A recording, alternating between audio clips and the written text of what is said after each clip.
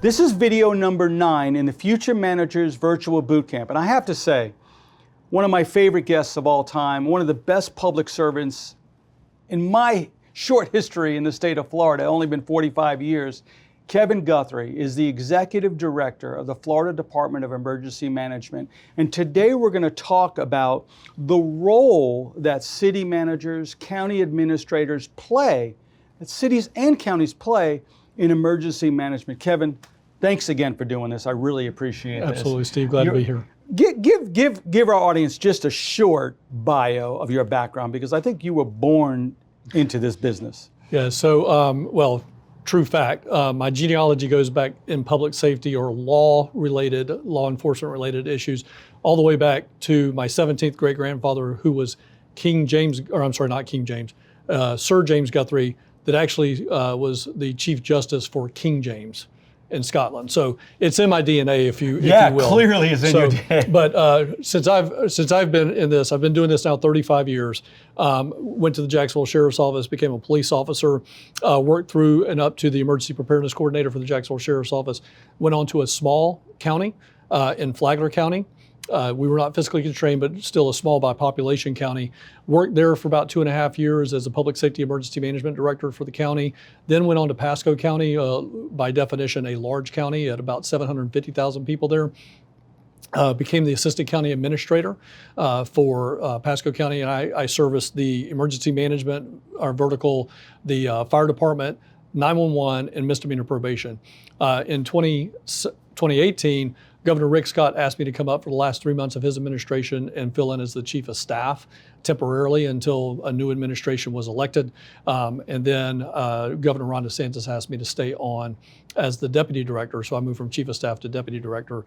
And I've been here ever since. I've been a director now. And you were there at a very easy time in our history with this little COVID thing going on and all the emergency. Because it's funny, Kevin, we think of emergencies and emergency response predominantly when you live in Florida.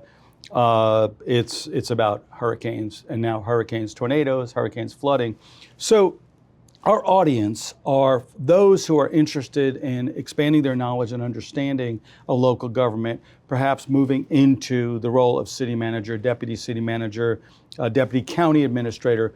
So one of the things I love about having interviewed you over the years, you're constantly learning. The things we did last time, what can we do better? What can we do better? So let's kind of start a little bit with that. What are some of the recent things you've seen that cities and counties are doing right, doing wrong, and what should somebody who wants to be in that position know? I know it's a big question, but.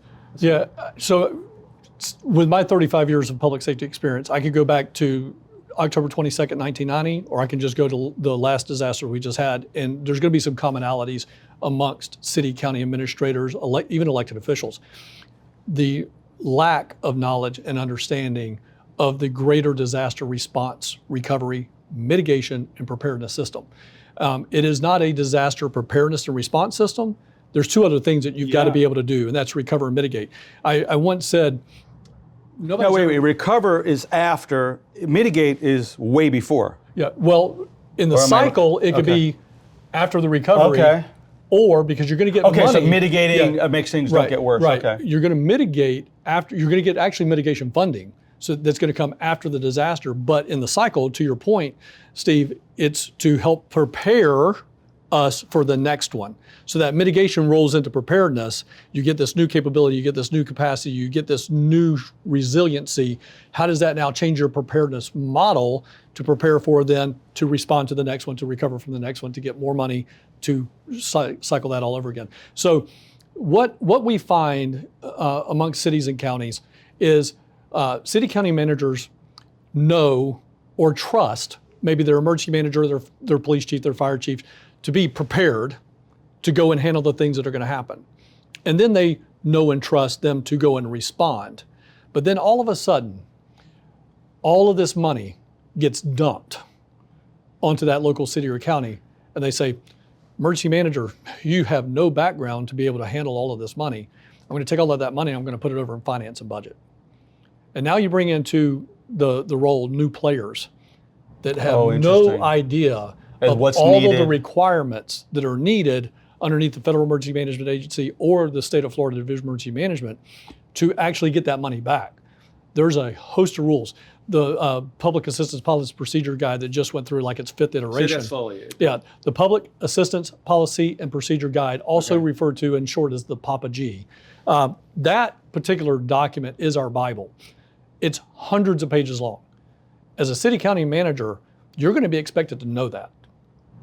And if you don't know those rules and regulations. Are there training programs they can take to learn it and webinars and stuff? What's very interesting is there's absolutely nothing. So they just got to sit down and read it. You got to sit down and read it. And then there's absolutely no forms or documentation that make a city county manager, finance director, public safety director successful at getting full reimbursement. There's not a single form or report that you can collect that will make you successful at getting that done. You literally have to piecemeal and connect the dots on your own. Let me give you an example of that. Yeah. A basic form that FEMA has is called the activity report. If you pull that activity report or 214 up today, it is very, very generic. It has, date, time, and just blanks to put in what you did. Well, when it goes to FEMA, they want to know what's referred to as essential elements of information. Was a person on duty or off duty? What type of vehicle were they in? Was that vehicle idling or were you doing mileage? If there's a certain horsepower more, somewhere around 375 horsepower, it goes from a mileage rate to an hourly rate. There is none of that at all in a document that helps you be successful. So if I want to become a city manager, this would scare me. This would make me go, because there's literally tens of millions of dollars or more on the line for your local government. Let me give you more context. In the scare them even more? We're trying to talk them into becoming city managers, not out. In the state of Florida right now, we're processing $4.8 billion of mitigation money, but we'll get to that in a minute. $12 billion over the last 6 years of money has come into this state for state and local agencies. Your agency is helping facilitate $12 billion. It's like you worked under Rick Scott, who was all about jobs. I'm laughing because it's like, this is probably the best economic development project in all of the state of Florida. Disasters are big money. Yeah. Without a doubt. Yeah, because it's interesting because it cleans out, and then you rebuild, and then, hopefully you build back better, you build back strong, you build back more resilient, which is, I guess, where this money comes from. Right. So this manual you're talking about, are there instructions in that manual? And so anybody studying or wanting to become in that position, you got to get that manual, you got to read it, you got to tab it, highlight it, like you're taking a test on it. There's two words in that title that are very, very important. Policy and procedure. Just like you have policies and procedures at your local government that you expect your employees to adhere to and interpret and implement on a day-to-day basis, that's what this is for FEMA. It's a 200, 300-page manual of policies and procedures that you've got to follow. And if you don't follow one of those, that opens you up for deobligation, which means that's a clawback. They're going to come back and take that money because you didn't follow So do you get the money first and then they say you got to give it back? Or do you apply and then they say, what have you done to get this money? Yeah, so that's a great question, Steve. It's both. So in the first 90 days there's several categories of work, but for the first 90 days of a disaster, Category A, debris removal, and Category B, which is where cities and counties are going to have their most expenditures right out of the gate. Bringing in those trucks to pull trees off the road, pull debris off the road. Some cities and counties have reserves, some have very few.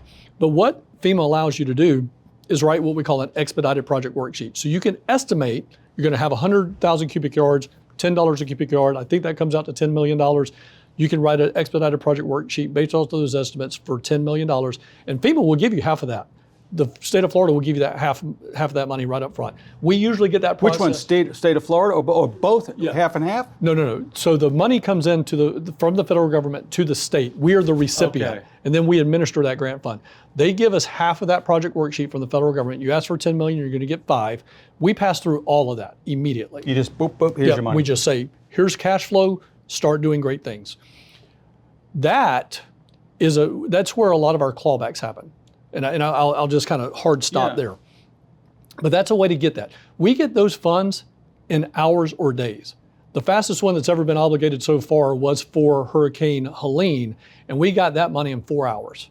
We filed that project worksheet. We're a lot better at technology now at the division, and we can do things much, much faster. But we got that money in about 4 hours after we submitted that project to FEMA. Hundreds of millions of dollars. We're very, very thankful for the partnership we have with FEMA to be able to get that cash flow into the state. The other way to do this is after the 90 days, from day 91 and beyond, and then on the permanent work projects, which are category C, roads and bridges, all the way up to category G, which is your parks and recreation and everything in between, those are permanent work projects. Those are traditional. What will happen there is you'll probably end up spending money that you have or don't have. You have to go get a loan. I think of Bay County for Hurricane Michael. They had to go get a lot of loans to do a lot of the permanent work. Now, and the difference here is the temporary work is removing debris, for example, putting in temporary generators. The permanent work is rebuilding that bridge, rebuilding that city hall or whatever that is. Exactly. Your utilities, if you're a city manager that has a utility like an electric or a water utility. So that's where all of that works at. So you'll file that project worksheet. Here's what happened. You tell the story, you make your claim, you make your expense claim, then you send that up. That will be handled by what they call a determination memo. If they see something in there, they're not going to give you any of your money. But if they see something in there, they'll write a determination memo and say this is not an eligible activity. So there isn't necessarily a clawback that happens. But they will only audit about 20 to 30% of that project worksheet and permanent work. So if it passes the sniff test, they're going to obligate you a lot of money. So you can get your city hall rebuilt, you can get that road rebuilt, you can get that with FEMA money. And that to me is so critical. You know, we talk about how you're running a city, you're managing your staff, you're managing your commission. But when it comes to emergency response, there's real cash at risk here if you don't do it right. So let me walk through this. So they have to tell me the name of that pamphlet or that book they need to read. The Public Assistance Policy and Procedure Guide. They first things first, before you become a city manager, get a copy of that. Download it, read it, learn it, understand it, and make sure everybody in your operation that handles emergency management also knows it. All right, so then let's walk through. I see this basically in 3 discrete parts, and I know you show how they blend, but what is it a city manager, a county administrator needs to worry about before hurricane season comes, as an example, or fire season, or flood season, or whatever that is? What are the things they should be focused on and worried about prior? So you ask me something, that question I want to start with. Sure. And you started to go not just hurricane season, but fire season and flood season, all that. Yeah. What city and county managers need to know, first and foremost, or those that would want to do this, we have a year-round threat hazard outlook. There is, we go from June to November, that's our hurricane season. From November to about February is our severe weather season. That's when we have cold fronts meeting warm fronts, we have tornadic activity, we have severe thunderstorms, we have flash flooding. We get into February, all into August, we're in wildfire season. So, and then you got the spring season that if you're either in a drought for fires or you're in a spring season for rains for floods. Yeah. Coastal breezes meeting each other, west coast to east coast, and you have that area right around the Ridge League of cities along those Channel Lakes in Polk County, Sebring, and areas like that. Those east-west coast breezes meet each other and they just get dumped on rain, or they don't meet each other and they end up in a drought. So all of those things, we have a disaster year-long season here. So what do they need to do? Welcome to Florida, where we have disasters all year long. Yeah, well, we have the potential for disasters all year long. We don't have disasters all year long, but we have the potential. So what do people need to do? The first thing they need to do is be prepared. You need to know what we call it the battleground, the battle space. What does your battle space look like? There are battle spaces like Pasco County, Hernando County, that have sinkholes. Those don't necessarily happen all over the state of Florida, but they need to be worried about that in Pasco and Hernando County and that general area. You have other areas like vast, wide open areas of the Everglades in East Miami or West Miami-Dade, East Collier County.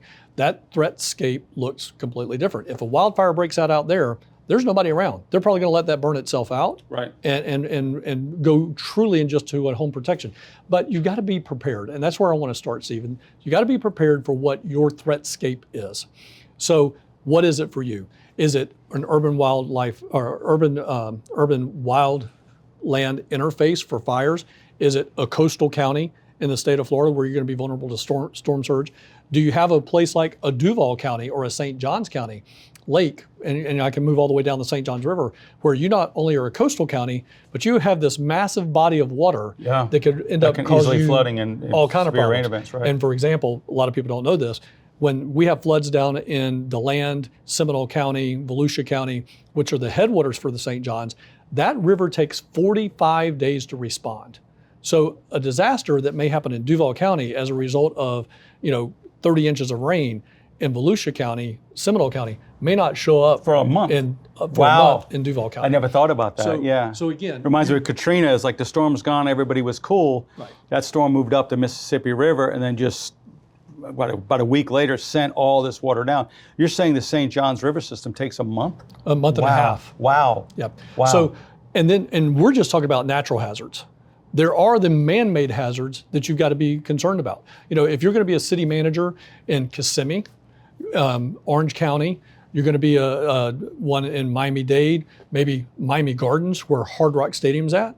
Your threatscape looks completely different than somebody that is from Jasper in Hamilton County, because now you have this big 100,000 seat stadium that you have soft target issues you have to deal with, like New Orleans had to deal with recently. So step one, what you're saying is, in addition to reading the manual, step one would be to do an kind of like an asset evaluation and a threat assessment, and say, okay, we have a wastewater utility that could be either through flooding or operations or whatever, or attacks. Understand what those threats to your community are, both what are your assets and what are the threats to those assets, whether it's flooding or, like you said, a soft target issue. I think I'll add one piece of the puzzle to that. Sure. What is the risk? And then there's the threat. Okay. I have low-lying area, my threat's flood. I have a big, huge mall. I have a big, huge stadium. The risk is the stadium. The threat is potential a vehicle driving down through it, a improvised explosive device, something along those lines. Well, and let me give you a threat. simple example that I read about, where this one city was having a lot of floods. Okay, it was near Pinellas. It was in Pinellas County, and one of the threat assessments was, obviously flooding, and what were the assets? Well, the transmittal boxes on poles. Well, they had been installed at 3 feet off the ground. And it was as simple as, and I know it wasn't easy because you had hundreds of them, elevating those to above what is a likely flood area to mitigate the potential for every time it floods, whether it's king tide or a big storm or a storm surge, you're less likely to lose those. Costs money, takes time, takes an evaluation of those assets, and then an investment to move them up, so you're saving money down the road. No, you're absolutely right. So, if you're a new city county manager looking to get into this work or looking to go into a city, you're going to want to, when you get ready to go interview, you need to know what that that risk landscape is, that threat landscape is. Questions I would ask of that interview panel is, what is your commitment to preparing and responding to disasters or emergencies inside of your city or county? I mean, I would certainly ask my Board of County Commission or my city council, what is your stance on that? Are you going to give us the necessary funding for public safety to get those things done? Because it's prepare and respond. Then, of course, if something bad happens, you recover. One thing I'll add to this is more city county managers, public safety officials, to include emergency management directors, do not survive their first disaster. There was back when I was getting into this business, probably around 2005, 70%, and I think I need to credit Fugate with this kibble of information, but I'm 99% sure it was Craig. Yes, Craig Fugate said that about 70% of all emergency managers, and I would argue city managers, do not survive their first disaster. So if you are not ready for your disaster, you may You're putting very your career well on the line. Put your career on the line. That's interesting. And we have seen that just in recent years. Well, it's usually things that directly affect the constituents, right? Like if garbage isn't getting picked up, your job's at risk. Right. If electricity isn't coming back on relatively quickly after a storm, your job's at risk. But what you're saying is, if you don't manage a storm or a crisis, an event like this, well, your job's on the line. That's interesting. And so where that begins is in the pre-phase. Before it happens, are you getting ready? I think about, we've talked about this in the past, Paradise, California, the city that essentially burned to the ground, but they were so well prepared. only, I know it was, for those 8 people was horrible, but of a city of 80,000 people, only 8 died in a wildfire that burned 85% of the assets to the ground. Crazy number in like an hour. Right. But they were so well prepared. That city manager's still there as of last year. Still there today. And I would argue with you that they also had a plan to get people back building and get back into that city. We see this happen all over the country. Yeah. That people, you're going to get a little bit of leeway on the response because something bad happened that you could not control. But what people are definitely going to hold you accountable for is what you could control. And that's the permitting, that's the rebuilding. Those are those things that are in that recovery block that you as a city manager, county manager, can control. Yeah, look what they did. They were issuing in Paradise, because it was a built-out city, they were issuing about 8 permits a month total for fixing the garage, putting a new driveway in. When the city burned down, they literally brought in mobile, like emergency response mobile homes, set up staff, brought in staff, kind of like in a mutual aid setup to handle growth and permitting. But you look at cities, and I don't want to pick on anybody, but like East Point's never fully rebuilt from Hurricane Michael. You guys got the roads done and all that stuff, but the city never recovered from that. You have what's the one down in Southwest Florida that was nearly destroyed and is being rebuilt? Yeah, Fort Myers Beach. Fort Myers Beach. I always get a block on that. Doing a very good job. You guys have worked hand in glove. I guess Chris Holly was there for a little bit to help rebuild that community, and they are bringing it back, which is a critical part of that cycle. So we talked a little bit about, okay, so before, read the manual, do an asset assessment and a risk assessment, understand and know what that is, and then begin to put a plan in place to get those things better in better shape for what your threat is. If it's a flooding threat, maybe it's raising those boxes, maybe it's doing other things. If it's a fire threat, maybe having more, I don't know, stations nearby, whatever that is. And it's, I don't want people to think that they got to come into a city or a county that doesn't have the necessary capital to go build 5 new fire stations. What we need to know more than anything else is start a line of communication with the Florida Division of Emergency Management, with your local county emergency management agency. Say, hey, look, our worst day looks like X. And for me to solve for X, I'm going to have all of these things. We can get you those things. Let me give you a real quick story. Oh, this is fantastic. Holmes Beach, I talked to the city, not the city manager, the police chief. And he says, Kevin, I'm the police chief. Yeah. I am the public information officer. I'm the emergency management director.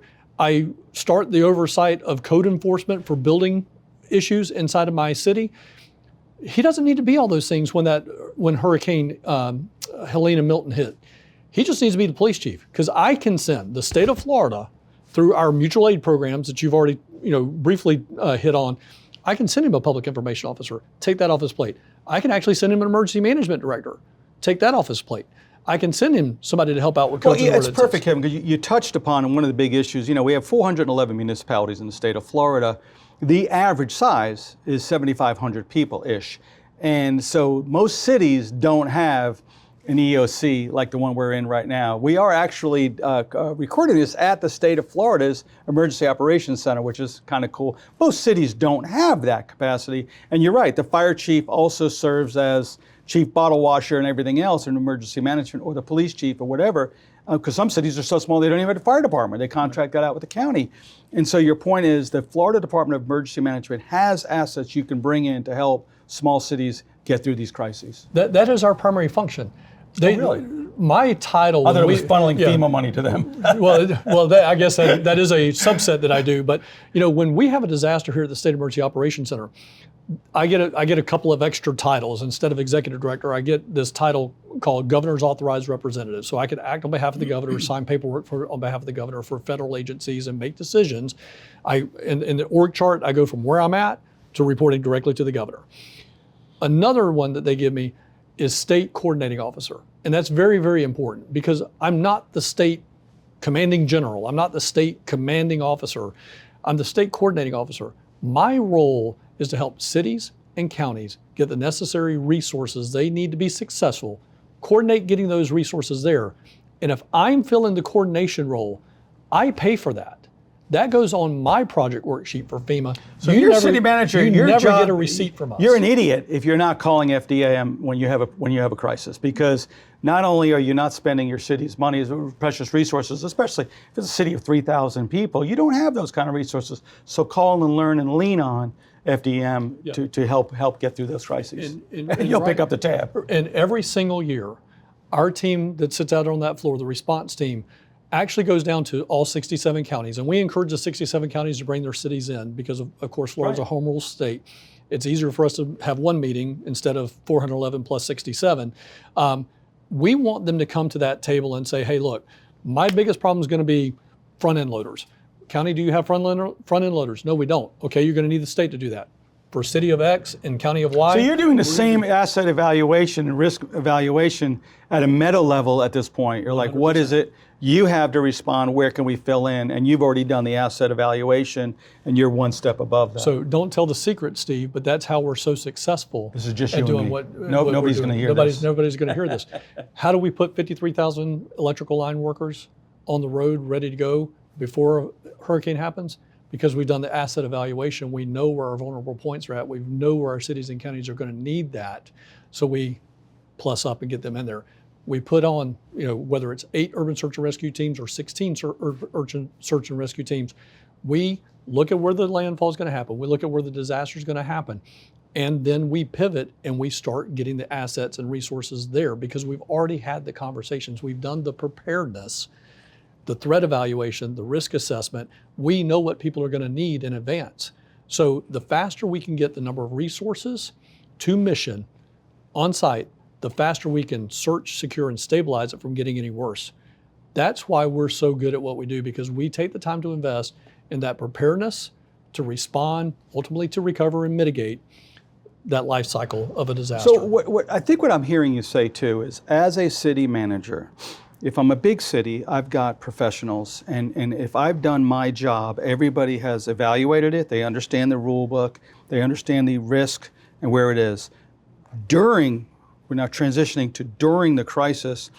I grew up, unlike you, I don't have a long history in emergency management. I grew up in a restaurant industry. That's how I made my living in college and stuff. And I remember if during the crush period, during the Friday night rush, if the manager is running around delivering food, preparing stuff in the kitchen, helping people out, that manager has failed. The manager during the busy season, busy period, should have his arms crossed, look, just watching and learning. That's the role of a city manager during. Because like when we interviewed the city manager for Paradise, I said, what did you do? She said, nothing. My emergency operations center was operational. Everybody was moving. Cars were flowing. There had already reverse flow of traffic. People were leaving the city. I left too. I said, well, didn't you feel like you were abandoning your post? She said, I did in my heart, but I knew it was the right thing because a plan was already in place. So during the crisis, the city manager should just be the observer at this point. And if you're a small city, what you're telling me here is, if you're a small city, you should have made that call to FDEM. You should have already have that relationship with them. They should already know what assets you need. Let them do their job at that point. 100%. And I'm going to put the icing on the cake of what you just said. We have city and county managers that put themselves in the role of the incident commander when these disasters happen. Now, I'm going to ask the city and county managers that want to be city and county managers, would you ever take over an active shooter, act of domestic violence, act of domestic terrorism, or foreign extreme terrorism from your police chief? Unequivocally, the answer is always going to be no. Correct. I actually asked this at the FCCMA meetings and things like that. Then I go on, okay, you've got this huge wildfire, like something out in California, or you got a high-rise fire. Are you going to take that? Are you going to take that over from your fire chief and run all the command and control? And the answer is always in these conferences unequivocally no. And then I say, I don't want anybody to answer this because I already know the answer, because about half of you in here will do this.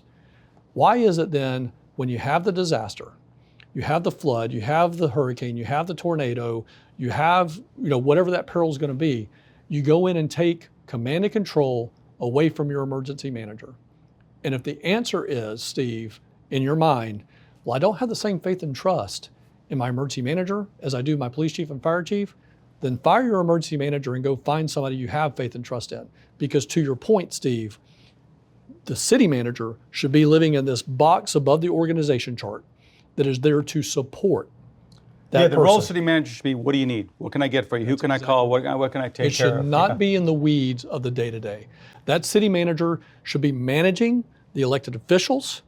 They should be giving information to the elected officials and doing whatever they can do to keep the pressure off of the emergency manager to do their job. One of the reasons the governor and I work so well together, governor handles all the political.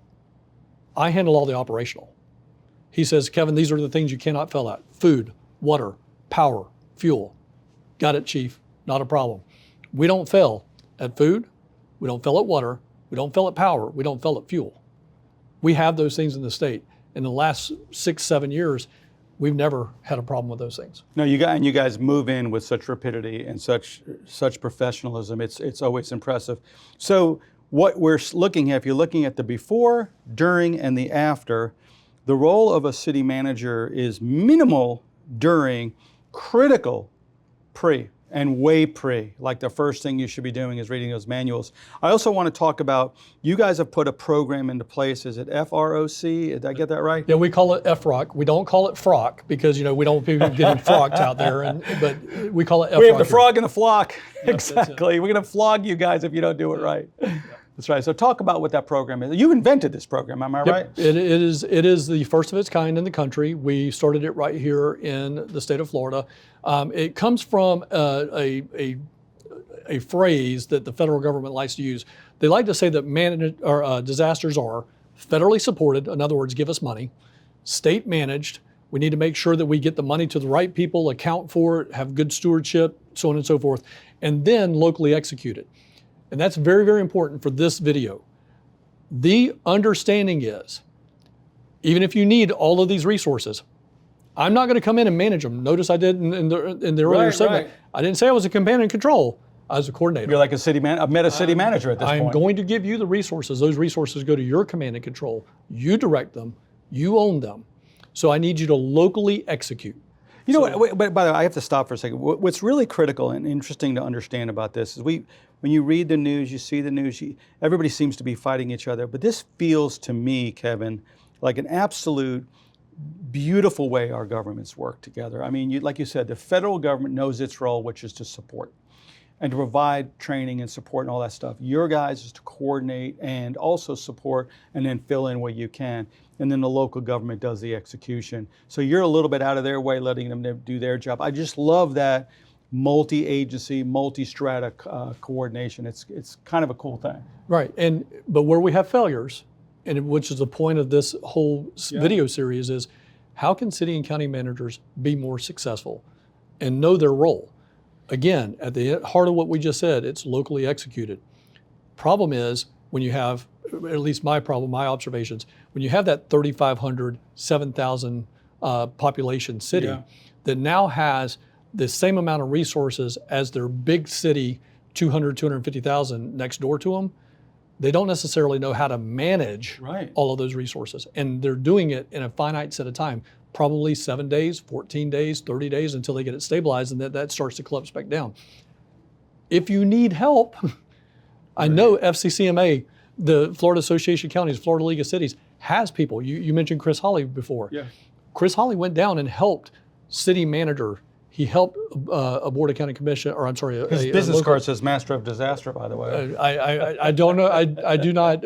I wouldn't expect anything less from Chris. But they have resources, even at the association levels, to come in and help you be successful. You got to check the pride and the ego at the door and ask for the help. Well, and if you have a municipal electric authority, you've got Amy Zuberly and the FMEA helping out as well with mutual aid and other things like that. Absolutely. And I guess that's part of the story here, which is train and trust your staff and rely on others, because you can't do it all. Yep. And nor should you. So we talked about the pre, the during, and the post, because what feels to me, especially if you're a small city, we talk about Fort Myers Beach, a very small budget, a $10 million hit is debilitating to a small community. Now, some of them have good money, like Longboat Key, they've got a lot of good resources, but you have others that don't. And if you screw up on the reimbursement end, you could cost your city literally tens of millions of dollars. But I know that also begins on this end. So talk a little bit about the aftermath of a disaster and what role local government plays in that. So in the aftermath of disaster, again, we said locally executed. We're going to expect cities and counties to then, for the rebuilding piece of it, the recovery piece of it, you've got to enforce all of your local building codes and ordinances. If somebody has been completely washed off the slab that they're on, they're going to have to come into compliance with the Florida Building Code. One of the most misunderstood pieces of the entire rebuilding process is FEMA's 50% rule. You need to know and understand that. What that means, if a house is 50% substantially damaged or more, it's got to come into compliance with local building codes and ordinances. It doesn't say national building code and ordinances, doesn't say state building codes and ordinances, it says local building codes and ordinances. So that is your building code, that is your ordinance. You need to run your process. And right now, we have a lot of cities and counties that are struggling with that piece. Yeah. It's only been in place since Hurricane Ian. What year was that? 2018. So we do have funds available for that. FEMA has a 6-month program. I'm trying to get that changed to at least 1 year. That's going to take a congressional act to do that, and we have a lot of bipartisan support to get that 1206 program changed from 180 days to 365 days. But what I mean, to the point of the segment here, Steve, the city manager, if the city manager really wants to focus on stuff that's in their control, let your emergency manager, your fire chief, your police chief go do what they do. Get your building department and activate them at the same time you activate your police chief and fire chief. Work with them on, guys, look, if we have the horrible and terrible happen here today and we lose 50% of our housing stock, that's going to hit our property taxes, our ad valorem, our local tax. We're going to be in a world of hurt. How do we fast forward the recovery process? Do we do field permitting? You mentioned that a city did that after a storm once. How do we get creative about following our process, doing our process, but fast forwarding that process, making it convenient for people to come and do business with us so that we can get them back on their feet? You know, I had a very small tornado in Flagler County, city of Palm Coast. It was 2013 Starlight Parade tornado. But the city manager at the time, and I cannot remember his name. Wait, we named the tornado Starlight Parade? Yeah, because it impacted the Starlight Parade that was the Christmas parade for the year for the city of Palm Coast. But in 2013, December 2013, when that happened, his first name was Jim, the fire chief was Mike Beadle. They went out there and did. Who went on to become a city manager, by the way. Went out there and did in the field, in the community neighborhood, mobile permitting. That was insane.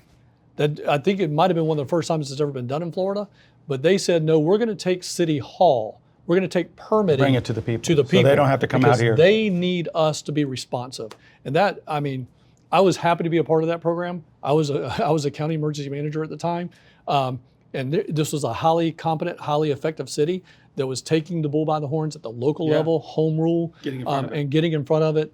And that community recovered very, very quickly. You also talked about, a shameless plug for our podcast, which you were on, the FCCMA podcast, which is also good to listen to if you want to become a city manager, about some of the tricks of the trade. I gave you one that really stuck out for me because some of these things are big and complicated. That require a lot of training, a lot of expertise, clearly a lot of it. But some of it's simple and obvious. The one example you used is have somebody, now that we all have cameras on our phones, take pictures of the debris removal process, because something as simple as they had a plan to put on Elm Street to put the debris on the right side of the street, but the guy with the truck, whatever, put it on the left side of the street where all the fire hydrants are. You're like, make sure your team knows which side. Something as basic and simple, make sure they know which side of the street, because then it's going to raise money. You may not get reimbursed because you did something wrong. After the fact, a lot of this has to do with the paperwork and filling out to make sure your city is reimbursed. What steps and things should they be doing after the fact to make sure they get reimbursed? So as a part of that recovery, we very quickly talked about FROC. Be a member, be a part of FROC. Voluntary, it doesn't cost you any money. Now, is that something your city is a part of, or you as an individual are a part of? Cities, counties, special districts are a part of. Okay. What we do is we get proactive about recovery. So there's 3 reasons you have deobligations or determination memos. Your documentation, we've solved that problem because we've standardized all the documentation. We have over 70-something forms, so we have standardized that documentation. Policies and procedures. We want to look at all your policies and procedures before it happens. And the number 3 thing is your procurements and your contracts. We again want to look at all that stuff before you put it out, before you award the contract. This is help you with that. Procurement contracts for debris removal and stuff like that. Anything, debris removal, logistics, personnel, staff augmentation, shelters, whatever it is that you need to do in your city. So you'll review, if I have 18 contracts to deal with this in the event of a problem, your team will review those contracts to make sure they meet the rubric of the law so that when I execute, I can get properly reimbursed. That's correct. 7 years ago, we didn't do that. We waited till after the disaster. Why? And nobody could tell me why. I said, well, we're going to stop that. We're going to do it now before the disaster. We're going to get proactive of it. And we're the first state in the country to do this. So it is now a nationwide best practice for us to do that. And because you talked about the FEMA form that's just basically a white sheet of paper with 8,000 instructions that's not on the paper. You know, we're so used to filling out forms, you know, what's your name, what's your date of birth, But you got to know that you guys have systematized these to make them simplified so that when you send them upstream, they're more likely to be approved. We have standardized it all. Just like you do a 1040 every year for your taxes. I wish. I say, Steve, it's where we have tried to take emergency management and put it where TurboTax meets Credit Karma. There you go. And we kind of blend those two things together. Very, very simple to do. Doesn't cost you any money. It just costs you time. And oh yeah, by the way, if you're a fiscally trained city, county, and you need help, we'll actually send you technical assistance paid for by the state to help you get that done. Fiscally constrained is a designation that certain counties have. Do cities have a fiscally, or is that just based on size? If you don't have it, we'll help it. Yeah, we don't ask for an attestation or anything like that, but if you typically we can figure out what that is. If you're a small city, by way of population, by way of your budget, we look at your reserves. If you don't have any reserves, you have less than, I think the FGFOA, the Florida Government Financial Officers Association, defines, I think, 7% or 10% of your expenditures you should have in reserves. So we look at a couple of those things, but we don't look at it really, really close. If you ask us for help, we're going to send you help at the end of the day, but we'll help you get those things done and get you proactively on your road to recovery, which is going to make you better and reduce the amount of de-obligations, reduce the amount of risk that you as a city and I as a state, because again, I'm co-signing everything with you. And you mentioned, you don't want to get a de-obligation down at the city level. Well, no, that's like the worst letter you can get. But what the Division of Emergency Management and the Office of Policy and Budget do, we actually set up a settlement agreement. They take that money out of my account today. If I get a determination memo today, they're taking it out of my account. That's one of the coolest things you guys have implemented. In other words, it's like a bridge loan to local government. So let's kind of wrap this up, Kevin, because what I'm learning from this is if I want to become a city manager, county administrator, or up high in the chain of command, first things first, I've got to learn the system. And because at one level this scares me.